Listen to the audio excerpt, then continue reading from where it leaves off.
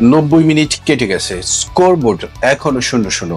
মনে হচ্ছিল ম্যাচটি হয়তো টাইব্রেকারের দিকে যাবে, কিন্তু ঠিক তখনই এক্সট্রা টাইমে শুরু হয় নাটক, যেখানে শেষ পর্যন্ত ভেঙে যায় ডেডলক।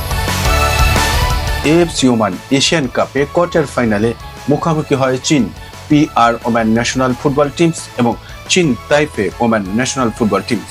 ম্যাচটি শুরু থেকেই ছিল খুবই প্রতিদ্বন্দ্বিতাপূর্ণ। দুই দলই আক্রমণ তৈরি করলেও প্রথম 90 মিনিটে কেউই গোল করতে পারেনি, ফলে নির্ধারিত সময় শেষ হয় 0-0 স্কোর লাইনে। ম্যাচ করা এক্সট্রা টাইমে অতিরিক্ত সময় শুরুতেই আসে সেই বহুল প্রতীক্ষিত মুহূর্ত।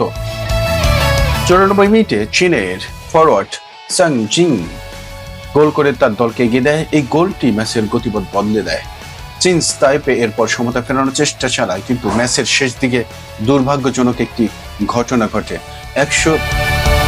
117তম মিনিটে চাইনিজ তাইপের ডিফেন্ডার চিন সিং ঘো গোল করে নিজের জালেই বল পাঠিয়ে দেয়, যা একটি আত্মঘাতী গোল হিসাবে গণ্য হয়।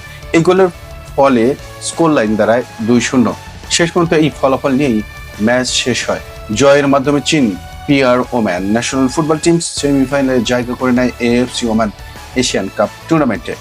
90 মিনিটের লড়াই গোলহীন থাকার পর এক্সট্রা টাইমে ভাঙে অচল অবস্থা, আর সেই মুহূর্তগুলি হয়ে ওঠে ম্যাচের সবচেয়ে নাটকীয় অধ্যায়।